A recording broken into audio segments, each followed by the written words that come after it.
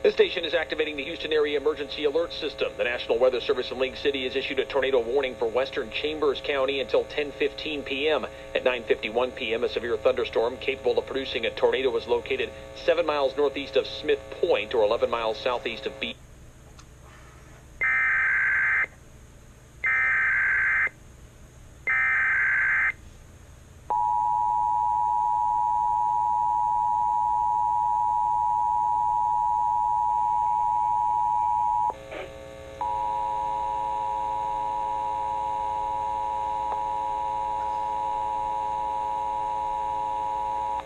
This station is activating the Houston Area Emergency Alert System. The National Weather Service in League City has issued a tornado warning for western Chambers County until 10:15 p.m. At 9:51 p.m., a severe thunderstorm capable of producing a tornado was located 7 miles northeast of Smith Point or 11 miles southeast of Beach City, moving northwest at 25 miles per hour. Again, a tornado warning for western Chambers County until 10:15 p.m.